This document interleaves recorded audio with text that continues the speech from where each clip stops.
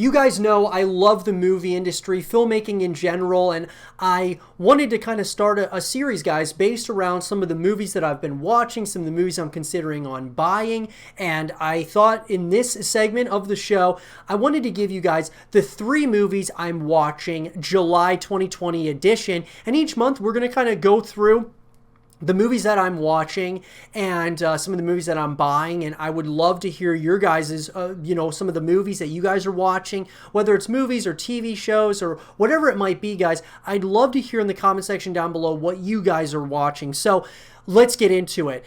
Normally, guys, with this series, I want to be able to actually give you guys 3 movies that I've been watching or I've watched in the movie theaters or I'm planning on watching in the theaters. But since the theaters aren't 100% opened up as of yet, maybe we'll have to wait a little bit longer to do that. But I'll give you guys the 3 movies here that, since the theaters aren't open, obviously, what I've been watching right now. So coming in at number 1, guys, is A Beautiful Day in the Neighborhood, which is, of course, the Fred Rogers story played by none other than Tom Hanks. And I absolutely got to say, guys, that this is a movie, a very heartwarming movie, about not even so much about, even though it's about Fred Rogers, it's more about actually this guy who kind of writes an article about Fred Rogers and Fred Rogers getting to know him as a person and such. And it's a real story about forgiveness and such. I know earlier on in the show we talked about forgiveness and how it's like a really important thing, and it's a special thing that we have as humans, the capability of giving to other people that have wronged us and such. But in this story, it's so much about forgiveness. It's unbelievable. It's all about that. I'm not going to spoil anything or anything because I think you guys should absolutely see this if you have not watched it already.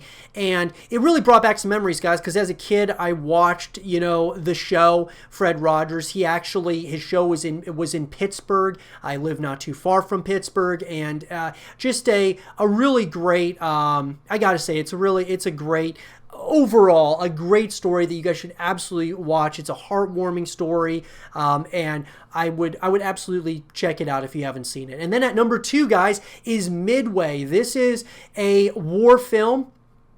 And I gotta say, other than it being, there's a lot of war movies out there, right? We get lots of war movies. I've seen, obviously like Dunkirk, more recently than not, you've had like Dunkirk and movies like that. But even, going all the way back to like Saving Private Ryan and such, there's so many different takes on World War II.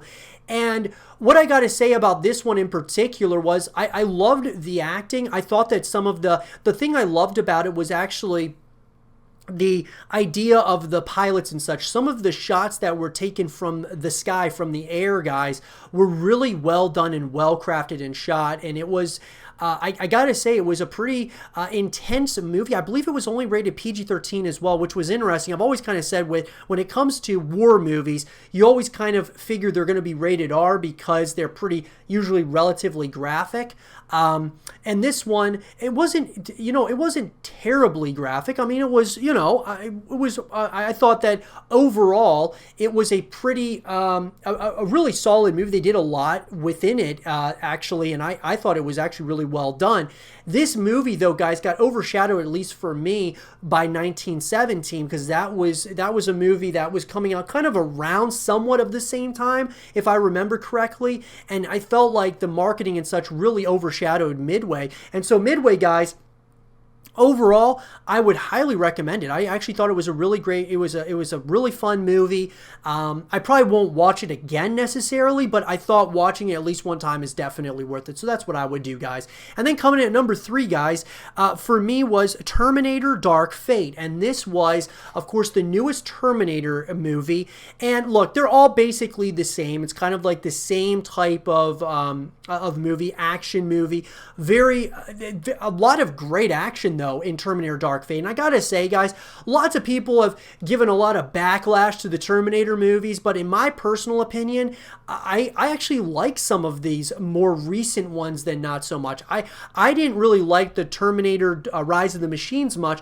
I actually like Terminator Salvation a lot. I really enjoyed that one. I believe it was Terminator Genesis. I enjoyed that one as well. Terminator Dark Fate, it was just another one. It's a fun, like, blockbuster movie. You can just sit down, eat some popcorn and just enjoy. And that's what I really did. I enjoyed it. I thought it was a pretty fun movie. Definitely something, once again, that I probably wouldn't necessarily watch it again, but I'm glad I watched it one time. It was exciting. It was exciting seeing Arnold Schwarzenegger as his, obviously as one of the machines. And I really liked watching Arnold's, his evolution in this one, and you'll have to kind of wait and see as you watch this movie, but it's actually got some heart to it, and I really liked that about Terminator Dark Fate.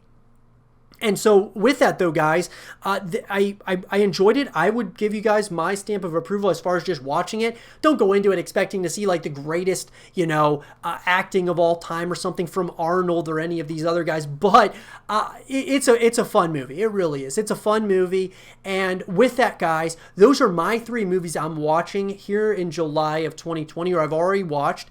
I would love to hear from you guys. What are you guys watching? What are you planning on watching? Let me know in the comment section down below. And for more 3 movies I'm watching content and videos, stay here with Zero TV.